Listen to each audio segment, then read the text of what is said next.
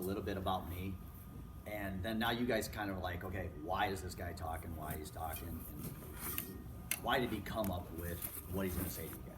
So I am almost a 20-year fitness professional. I'm originally from Iowa. I was an athlete, did the typical four-sport thing, small 1A school, went to the University of Northern Iowa, was way too small to play. I thought I was good, but I was way too small to play any collegiate sport. So I picked up rugby. And there was one position on the field that was like, yep, you're small enough, you can play that. So I thought I was like, oh, I'm a college athlete, but it really was more of like a club sport thing, funded by the college.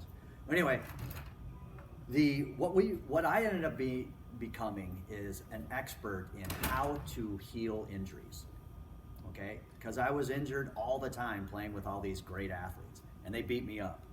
And after college, I went to the Army, where I got more injuries and ended up going to Iraq and getting blown up by an IED and having more injuries.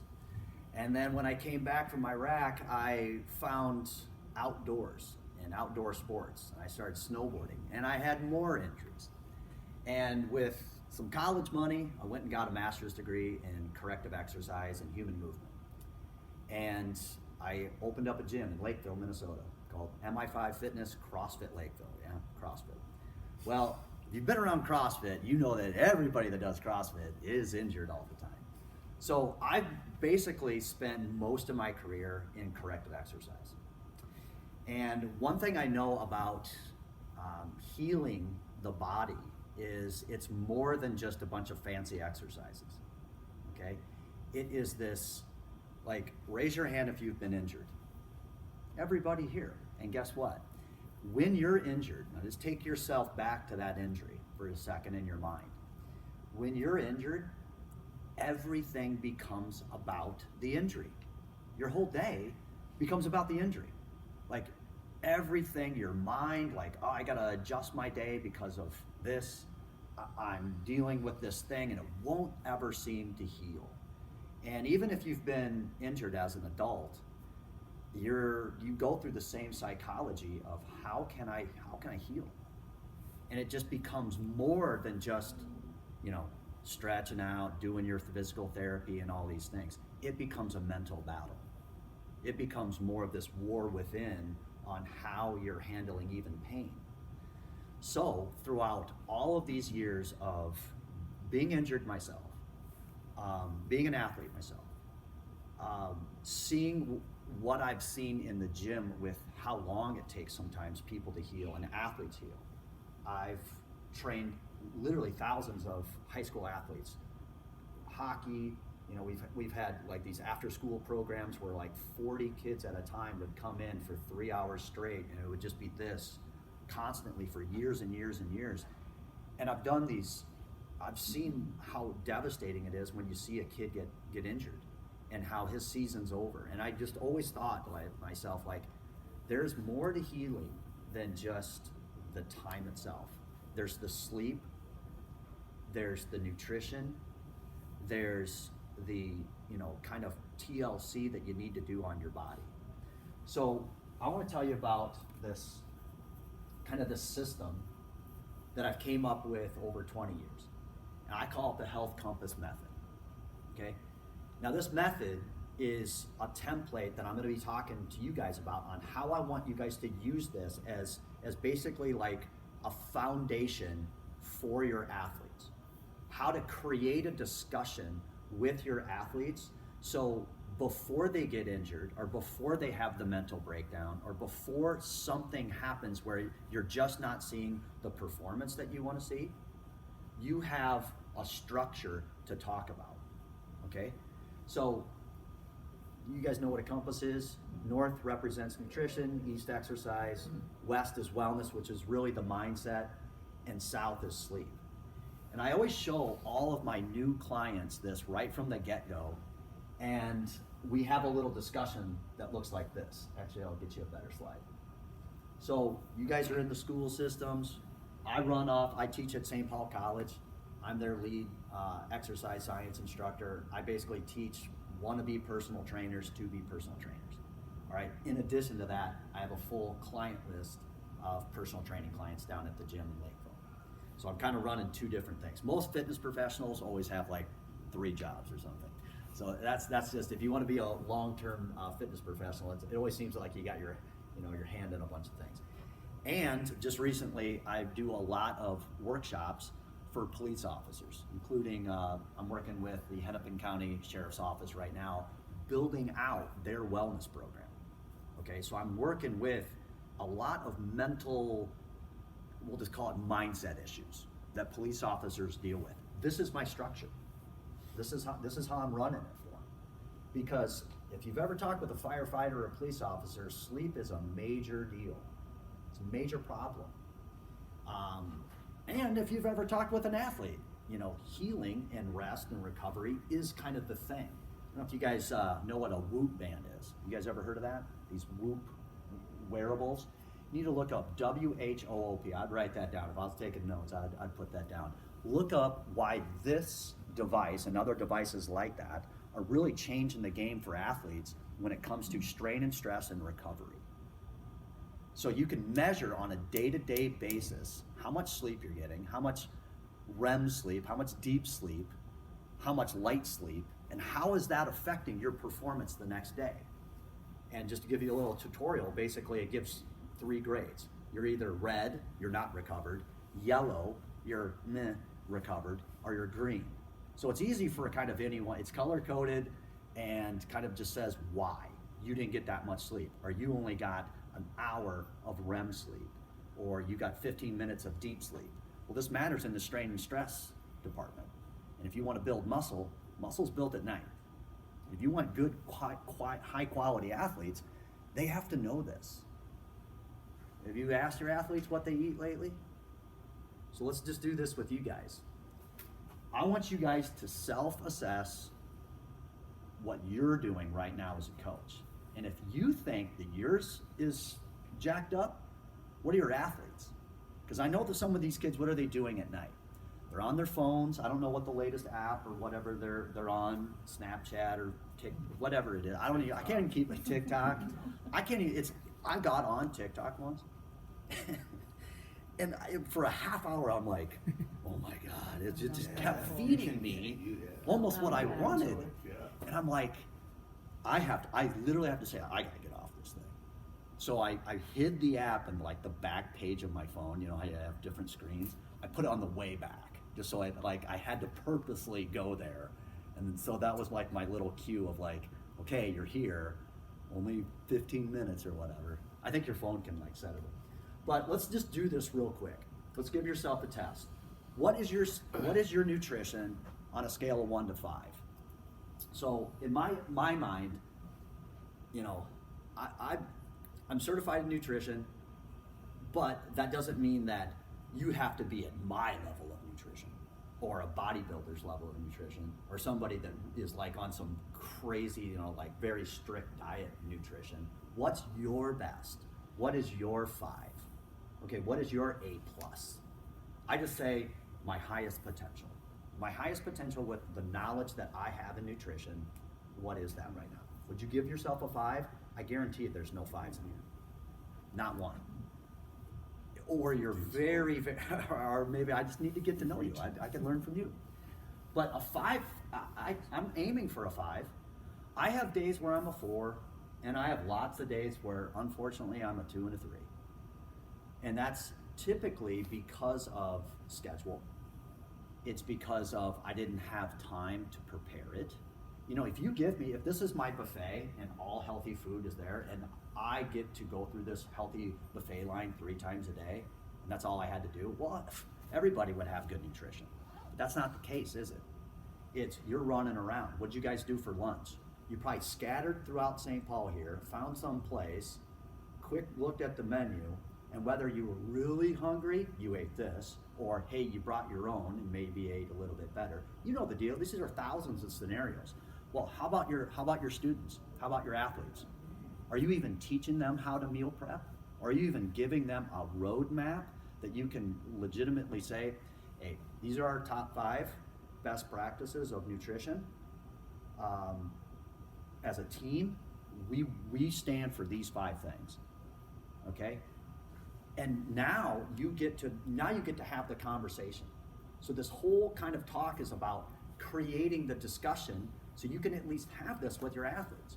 If you don't talk about nutrition other than like, hey, eat right, we'll see you tomorrow, that's not good enough. If it's always just like general knowledge, don't expect your athletes to perform well. Don't expect your athletes to show up at track meets well prepared with, like what you, in your mind, you would bring to a track meet if you were an athlete. You don't see it. You don't see it in your teams unless you take that 1 hour out of one practice just to say, this is what we're gonna do. So where are you guys at? What's the exercise? Now I look at exercise as there's exercising for health and then there's exercising for performance. This has to be discussed. Where if I go for a walk, I'm going for a walk for not only my health, but also for my well-being. But that's not gonna get me in shape, right? If I do 3 times a week lifting, and in addition I do walking, okay, now that's a fitness plan, okay? If your fitness plan for your athletes just includes, killing them every day with conditioning, they're not gonna enjoy a movement practice because now they look at it as punishment.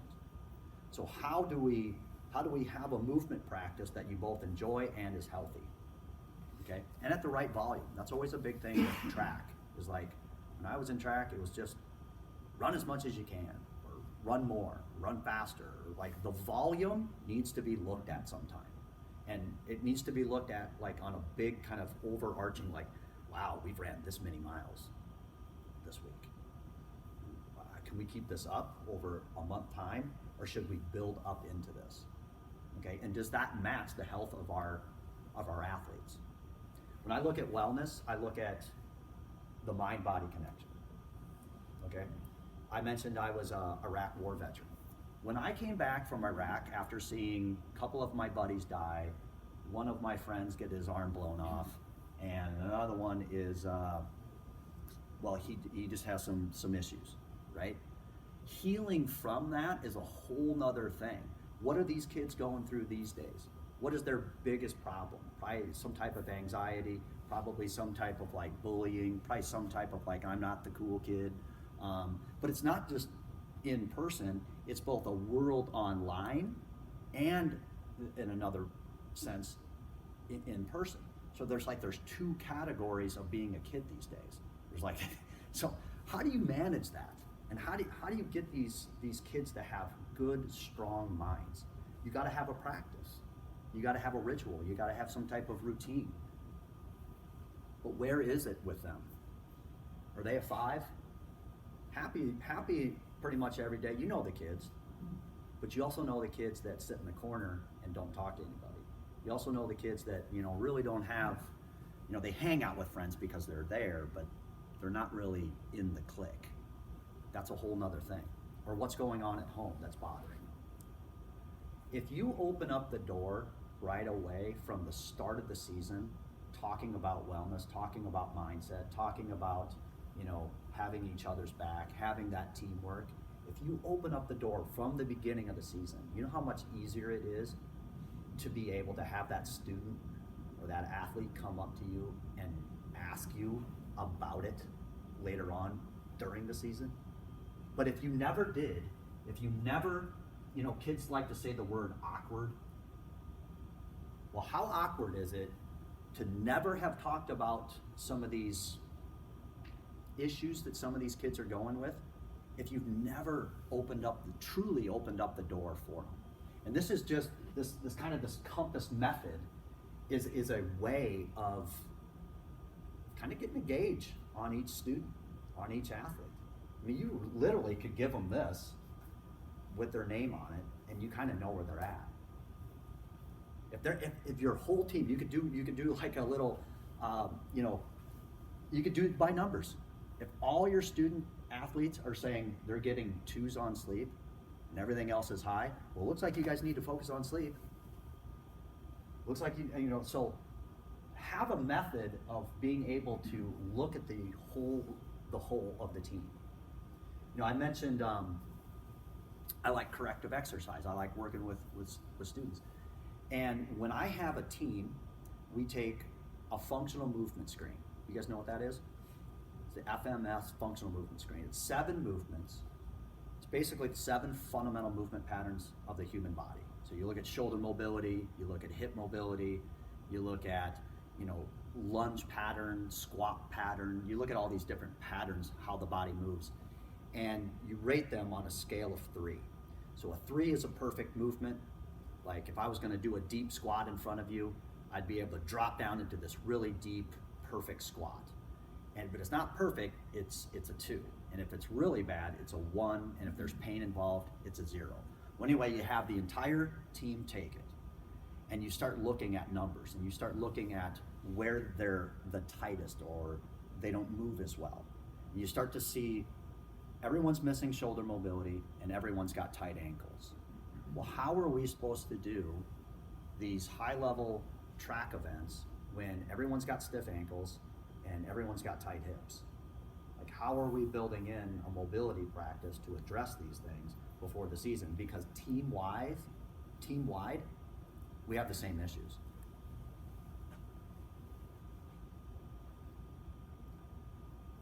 I like to do this. What's the one thing? Okay, this is how kids think. If you can zero it down to what's the one thing that you have to do to win the day in nutrition, what would it be? So I'm gonna be interactive here and not just a boring conversation. What's the one thing you would have to do to improve your nutrition? I would increase hydration, water. Fair enough. Awesome. Over here, what's your one thing you would do to improve your nutrition to win the day? If you just did that one thing, Be overall, more purposeful in my choices instead Okay. of just grabbing what is in what's front of me. available? Okay. What is it? Meal prep? What is it? Breakfast consistent. Okay. Drink a little less beer at night. I like it. You're So pinpointing fair. it though. What do you got? Probably like that quick meal preparation. you know, Okay. Yep. Vegetables cut up. that kind of thing. Exactly. Okay. Jonathan? Same thing, instead of just throwing it together in a half hour. It matters because when you look back at it, you go, I could have done better there, or for me to get better at this, I literally have to do the Sunday thing or the Saturday thing of putting it in the containers, or I have to buy a meal service. There's meal services out there where you can buy the ready meal deal. You can do that, or you do leftovers. Those are basically about the 3 meal prep options. What do you got over here? What's the one thing? Like grocery shopping. Okay, again, you know, the theme, if I'm just kind of doing a query on this, it's all meal prep. So what do you think your athletes are at? It's gonna be meal prep. They're running around. Like, I think the students of today are doing a heck of a lot more than I ever did when I was a student, when I was in college. They're going from this to this to this, oh, by the way, do homework, Organization. right? And when does nutrition fit in there? They're just gobbling as they go. And a lot of times the industry, and don't get me on this rabbit hole, but the industry is set up for them, I wouldn't say to fail, but to get their money, to get the parents' money, to just get these quick fix, to get that sugar up in them, right? Which, my gosh, it's just, where is the overarching education on healthy food and eating real food and knowing that you are what you eat and how it's like a little investment over time. This is a big problem. So I just like to do the one thing. And if I can keep it down to these 4 pillars of health, and I can ask an athlete, hey, what's the one thing that would make you the best high jumper this year? It'd be kind of fun just to hear them think through in their minds what it is. But listen, be a listener. Sometimes they're telling you exactly what they need by just, they've already thought it out. Now, if you were to gather all this and just kind of get the overarching, what do they need to do to be nutrition, exercise, wellness, sleep? How about this? If I go around the room and I say, what's the one thing that would make you a better sleeper And I'm not just talking more time, I'm talking quality. Go. Screen time. Screen time. Screen time. Screen time. Sleep on the couch instead of bed. Screen time. Stress level. Good. It matters. What you got? What would make you sleep better? Yeah. Probably just having some downtime Okay. before bed. So do you need to So, like- create those boundaries? Let's go Right. to bed earlier. Boundaries. Jonathan? I have to stop drinking stuff at certain points. Otherwise, I wake up in the middle of the night. Okay. Yeah, and that can be done. I always tell my athletes to front load their day. Before you put in coffee, before you put in energy drink, before you do anything, your rule is, and make it a game with yourself, how many days in a row can you go slamming a 20-ounce bottle of water before you do X? Front load the day. Get ahead of it. Like, do you guys like coffee? Sweet. Most people do like something in the morning, and it's a ritual. It's like a ritual thing, whether it's tea, coffee, energy drink, whatever. But if you can just push it off just a little bit into the mid-morning, you get actually more out of that caffeine. And there's been a lot of studies on now backing this up with your body is just so thirsty in the morning, and getting good high quality water right away with electrolytes, even like, you want to go the cheap route, just put sea salt in your water and you got some electrolytes with your water, okay? And then a squeeze of lemon is a really good detoxifier. And it's like this morning cocktail that can be kind of, you could look forward to. And then drinking coffee or your thing later on. But you front loaded your water. But having these conversations, and what does that ultimately do? It ultimately gets the system right for circadian rhythms. Because if you're hydrated right, and that's a whole clock, okay? I'm out, I need more, I'm out, and I need more. Well, that's a cycle, okay? So is the sun, that's a cycle. Your hormones are a cycle. So all of these things are cycles. So starting to learn the athlete cycle, the first 2 hours of sleep, your body excretes human growth hormone, okay? Well, that's like the juice to recover. If you get those first 2 hours of sleep, especially as an athlete, on, you're gonna heal better, you're gonna recover better, you're gonna get into that deep sleep better. There's cognitive benefits here. You're gonna retain what you learned that day. 2 hours, 2 hours of sleep, the first 2 hours is pretty much the most important for an athlete. But if that's done after midnight, you're losing out on that clock, that hormonal clock. So to discuss sleep, I always look at cortisol, the stress hormone, and melatonin, basically the sleep hormone. And these are yin and yang hormones. So if you're high stressed, okay, you cannot excrete melatonin. So you gotta get that stress level down so that melatonin can kick in and you can actually have the right cycle throughout the night. These hormones have to be at the right time, and the more consistent they are, the body's in harmony. And I always find that when I'm working with like athletes that want to build strength, when I make a big emphasis on their sleep, they perform better. And again, having a wearable, I'm not trying to sell you, I don't make any money on Whoop, but it's made a big difference. It's made a big difference with a lot of athletes. Is once you see the data, and they're on their phones anyway, so why not give them another excuse to be on their phone? Like when you see your data numbers, you're like, I want to do better. Because they can see it, they can see the performance. How many of your athletes like to see a chart of how well they're doing? Their progress. Chris, since we're dealing with high school kids and minds over, would it be better to do like one of those things each day, like the wellness and sleep? Yeah, I'm teeing this up for you guys to create a structure. I'm saying, hey, here's a compass. Go find your path.